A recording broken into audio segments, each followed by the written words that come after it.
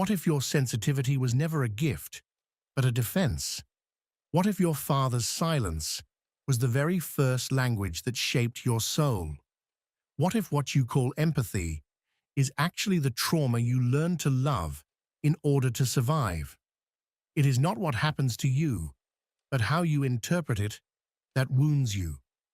This idea, often attributed to Carl Jung, carries a sharp and unsettling truth. Pain does not begin in the event itself. It is born in the story the child creates to survive what cannot be understood. Right now, in this very moment, there is something inside you trying to make sense of why you feel so deeply, why you become overwhelmed so easily, why it often feels as though you are carrying the weight of the world on your shoulders. But perhaps the real question is not why, but since when? Because the paternal wound does not scream. It whispers. And when it whispers for too long, it becomes the voice through which you begin to think. In this space, we are not speaking about your father as a man. We are speaking about what he represents when he is absent, when he wounds, or when he simply does not know how to be present. We are speaking about the fracture of an archetype, about a sensitivity born from collapse, and about how the healing of this wound transforms you into someone you may not even recognize at first. Be careful, though. This path does not lead to immediate lightness. It leads to the abyss, because it is in the abyss that the true inner father awakens, not the one who corrects with harshness, but the one who can hold your rage, your vulnerability, and your unbearable clarity without turning away. Take a deep breath. If you can, close your eyes. We are going to walk together through that inner territory where empathy stops being a vessel for chaos and becomes a force that no trauma can break. You did not become sensitive by accident. You learned to survive by feeling everything. In childhood, no one explains what absence is, what instability is, what it means to have a father who is there, but not really there. But the body understands. And even more so, the body of the empath absorbs. It records the restrained tone of voice, the gaze that avoids contact, the affection that hesitates. The chaos did not begin when you exploded in adulthood. It began in silence, in unanswered echoes, in the fear of being a burden. It began that afternoon when you saw your father sitting on the couch, physically present, yet emotionally absent, and without knowing how or why, you felt that you needed to change your tone, your energy, your entire way of being, just to keep the house in balance.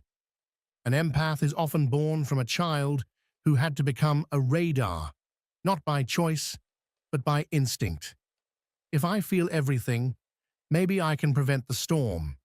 This becomes the silent prayer, repeated by so many sensitive souls in dark rooms while the world around them quietly fell apart. Carl Jung spoke of archetypes as underground rivers shaping the terrain of the soul. The father, within this river, represents structure, direction, and grounding. When that axis fails, the child does not simply lose a role model. The child loses the ground beneath their feet. Hypersensitivity is not a mystical gift. It is emotional intelligence trained on a battlefield. It is a sixth sense created by necessity. And here lies the most painful truth. The empath, at their core, was never meant to carry the world. They learned to do so because no one else did. Do you remember the first time you cried in secret? The first time you felt anger, but did not dare to express it? Those moments are not random. They mark the beginning of emotional self-erasure. And the absent father, even without intention, is often the invisible architect of that inner prison. A father's silence is a language of its own, a language that says, There is no space for you here. And the empath, still a child, responds, then I will disappear if that keeps everyone else okay. But this strategy comes at a high cost, confusing love with vigilance, confusing connection with sacrifice, confusing empathy with obligation. Every day, there are adults who believe they are fragile because they feel too much. They are not fragile. They are survivors who built their sensitivity from psychological rubble. When the father fails, and in one way or another, he fails in almost all of us, the soul searches for a substitute. Sometimes it finds it in emotional excess. The empath becomes the new axis of the family, the relationship, the group of friends, but an axis that is constantly trembling inside. Your empathy may be a desperate attempt to build bridges where there should have been boundaries, to hold together pieces that were never yours to carry. And here is the brutal truth. As long as you do not look at that invisible beginning, you will continue to bleed from wounds you do not remember receiving. But you are here now, and the simple fact that you are listening to these words in this moment is already a movement of return. You do not have to keep being the container for everything. You can and you must become someone who can contain themselves. That is where healing truly begins. There is something essential you need to understand before anything can change. The most dangerous enemy is not outside of you. It lives within your own mind. That impulse that makes you explode without warning. The anxiety that freezes you in place. The emotional attachment that slowly weakens you from the inside out. All of it follows a pattern. Nothing about it is random. And as long as you do not restructure the mental model that gives birth to these reactions, everything will repeat itself endlessly, like a loop you cannot escape. Different faces, different situations, but the same internal response. Yet there is a way to alter this foundation through cold logic, strategic awareness, and deliberate emotional retraining. This is not about positive thinking. It is about conscious reprogramming. The body never lies. It carries memories the mind tried desperately to forget. It whispers through symptoms, through repetitions, through chronic tension, through subtle signals encoded with an emotional history you may have never dared to speak aloud. For the empath, this internal war is more intense than for anyone else, because it is not only about what they feel, it is about everything they absorb. The silent pain of the father, the contained frustration of the mother, the unspoken fears that hover in a home like an invisible scent. All of this, even when it was never truly theirs, settles into the empath's chest, their stomach, their sleep. Carl Jung warned that what does not reach consciousness returns as fate. But before it returns as fate, it returns as chronic pain, as anxiety, as a persistent feeling that something is wrong even when everything appears to be fine. You did not inherit only physical traits from your lineage. You inherited what was never spoken, what was swept under the emotional rug for generations. The empath becomes the heir to accumulated tension. It is as if the body says, if no one feels this, then I will feel it for everyone. And then the exhaustion appears. Not the kind that disappears with sleep, but an existential fatigue. The weariness of someone carrying the entire emotional climate of a household on their back. The empath does not know where they end and where the other begins. This is why they live in a state of fusion, where the guilt, sadness, and irritation of others become embedded in their own nervous system. Do you remember that unexplained pain you felt as a child? The tightness in your throat during family gatherings, the urge to disappear when arguments erupted. Your body was translating what no one dared to name. The empath's body becomes a silent altar, but also a battlefield where wars, not their own, are fought, yet the scars belong to them. This is where the paternal wound enters with force. The father, as an archetype, should be the first to teach containment, to say through presence alone, "You do not have to carry what is mine." When this archetype fails, the empath attempts the impossible, shaping another person's chaos, using their own body as the mold. Have you ever felt responsible for someone else's pain? Have you blamed yourself for failing to heal someone who did not even want to be healed? Have you endured too much out of fear of appearing cold or heartless? These are the physical and emotional manifestations of invisible loyalty, bonds that were never consciously chosen but deeply obeyed. This goes beyond psychology. It is almost ritualistic.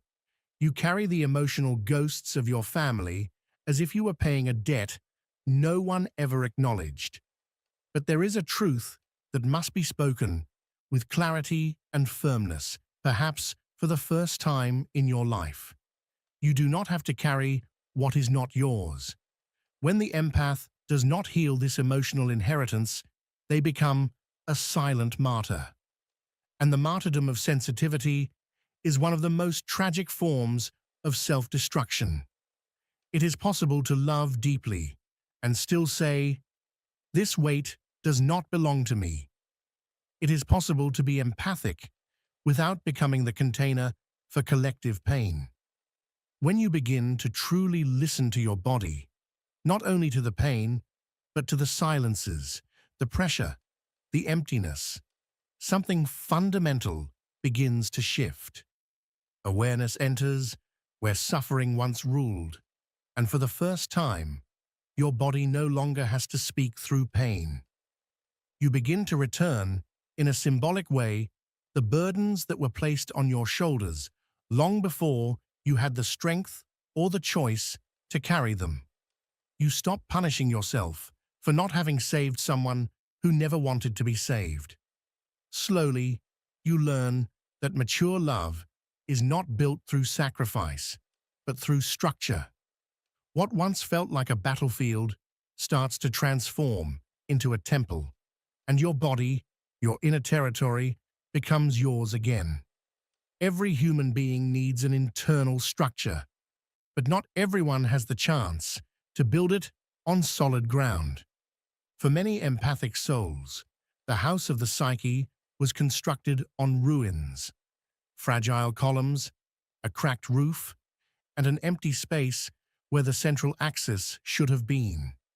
The paternal figure, the father as a symbol, is not merely about protection. It represents orientation, healthy separation, and the boundaries of identity. It is the energy that teaches us that we are not the other, that we can individuate without fear, that we have a right to our inner space and to our own voice. But what happens when that symbol fails? When the father is absent, aggressive, emotionally unreachable, or simply unstable? The answer is harsh and quiet at the same time. Identity fractures. You begin to build a sense of self around what is missing, and that self, instead of becoming a center, turns into a perimeter. It becomes adaptation. It becomes vigilance. You stop being, and you start reacting. In that scenario, the empath does not develop a solid internal structure. They develop a porous psyche, without clear boundaries, like a house with no doors. Everyone enters. Everyone leaves something behind. No one cleans the traces. Carl Jung said that the self is the regulating center of the psyche, but that center requires symbolic orientation to organize itself. When the father archetype is wounded or absent, the self drifts without an anchor. The result is an adult who understands everything about others, yet knows almost nothing about themselves. This is why so many empathic people live lives of excessive giving, losing themselves in asymmetrical relationships, in roles they never consciously chose, in narratives that slowly pull them away from their own essence. The absence of the father is not nothingness. It is a specific kind of presence, the presence of chaos, doubt, and disorientation. You know he exists, but you do not know how to reach him. You see him, but he does not see you. And in silence, that teaches you not to see yourself either. How many times did you have to ask for permission to feel? How many times did you silence yourself out of fear of being too much? How often did you confuse control with care, rigidity with safety? These distortions are the ruins of a psychic structure that was never built. And the most painful part is this.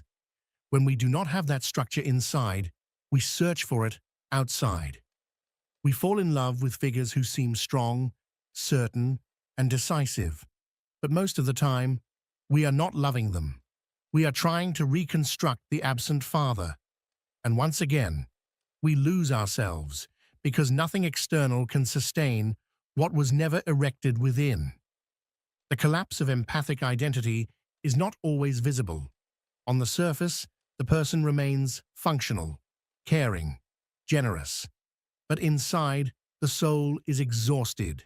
There are no roots, no foundation, only emotional performance. And this is where the fracture begins, but also where the possibility of reconstruction is born. When the empath dares to look directly at that inner void, without running, without denying it, without prematurely spiritualizing it, something powerful appears. The possibility of becoming the father they never had. The possibility of internalizing the presence that was missing. The possibility of building inner columns through emotional discipline, conscious boundaries, and effective autonomy. This is the beginning of rebirth. And perhaps for the first time, you can say, I am no longer an extension of another. I am my own center. There is a moment, almost imperceptible, when the soul, tired of merely surviving, decides to stop repairing others, to stop translating the silences of those who refuse to speak, to stop offering warmth to those who always return coldness. That moment does not arrive with fireworks.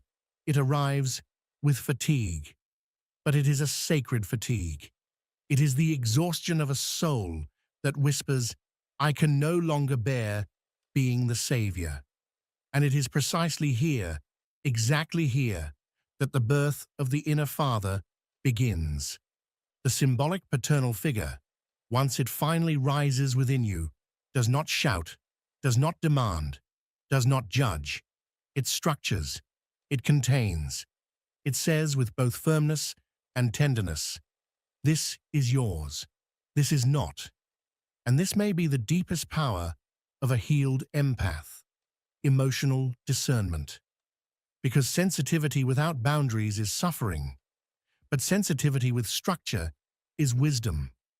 For a long time, you may have believed that empathy meant carrying others, always giving more, always understanding everything. But that is not empathy. That is saviorism. And saviorism is born from the child, who believed that if they saved the father, the mother, or the family, they would finally be loved. You were not made to carry the world. You were made to walk beside it. Healing the paternal wound does not happen all at once. It unfolds in small gestures, in saying no without justifying yourself, in choosing silence as self-care rather than punishment, in letting someone leave without feeling guilty for not bending one more time. The healed empath understands that love without limits becomes a prison, that compassion without direction leads to disintegration, and that helping those who do not want to be helped is often an unconscious form of self-sabotage.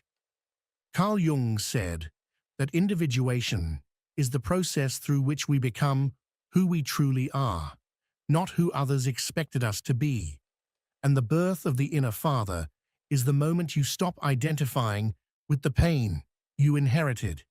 It is the moment you finally stop asking for permission to exist. That inner presence, that symbolic father you are now building, is the one who tells you, you have the right to protect yourself. You no longer need to explain yourself to be accepted. You can trust what you feel without delegating your intuition. And in that moment, the savior dies. And with it dies the illusion that your value depends on the amount of pain you can endure. You did not come into this world to be the shell of collective suffering. You came here to be an ocean, with tides, with depth, with borders of your own. When the inner father awakens, the empath becomes unbreakable, not because they stop feeling, but because they finally understand what to do with what they feel. In the beginning, being empathic felt like a burden. You felt too much, absorbed too much, suffered in silence, and smiled in public. It was like living with your skin exposed to the world, without any protection. Every word pierced you. Every look carried weight. Every absence hurt like abandonment.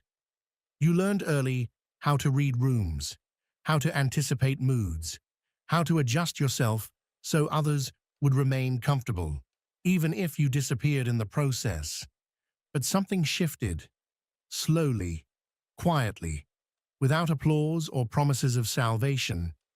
You began to realize that what wounded you also trained you, that the same sensitivity that once left you bleeding became, over time, a refined instrument. You started to see that your depth was never the problem. The problem was that you had no container for it. You were pouring oceans into cups that could never hold you.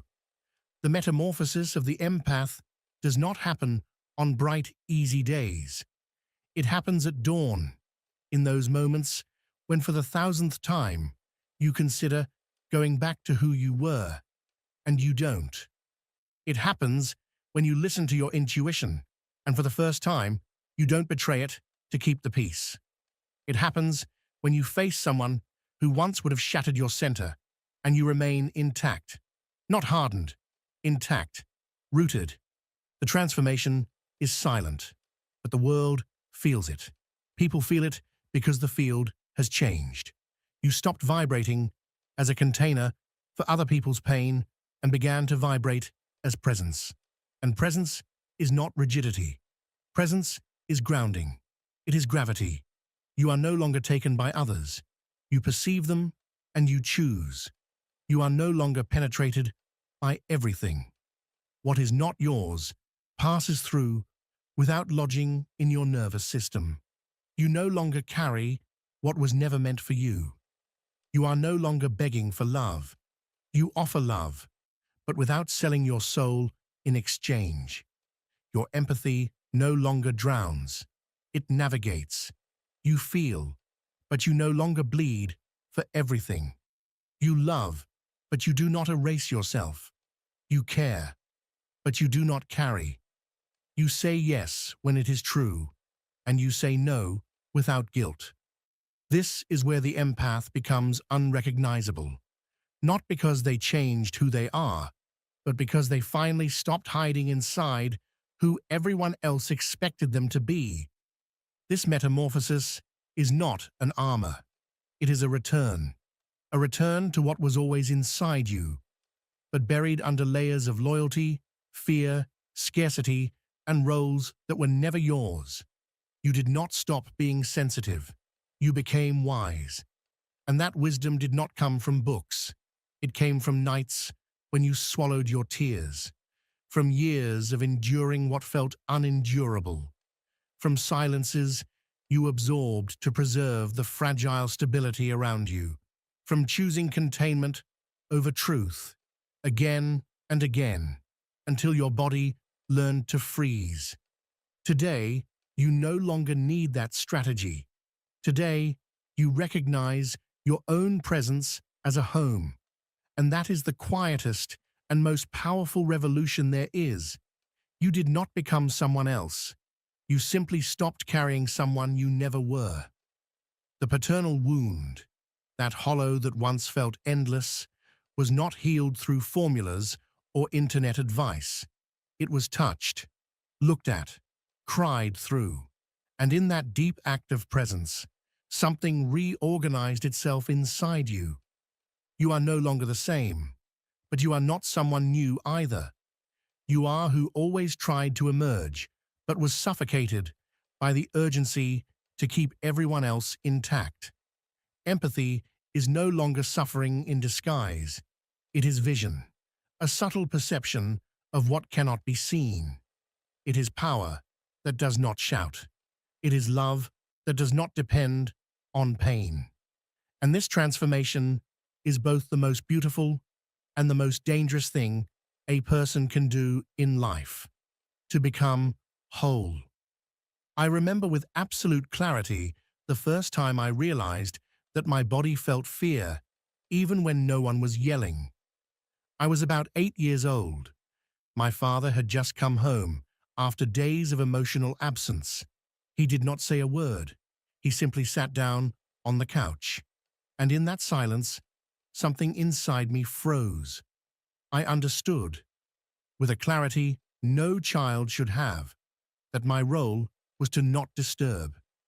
It took me decades to understand that this freezing became a way of living, and that my empathy became a form of control. If I felt first, maybe I could prevent the impact. Maybe I could manage the atmosphere. Maybe I could survive. Perhaps that is why this message is so intimate, because I am not speaking about you. I am speaking with you, and maybe from within you. If something moved inside as you listened, do not ignore it. Feeling is not weakness. Feeling is the beginning of the return.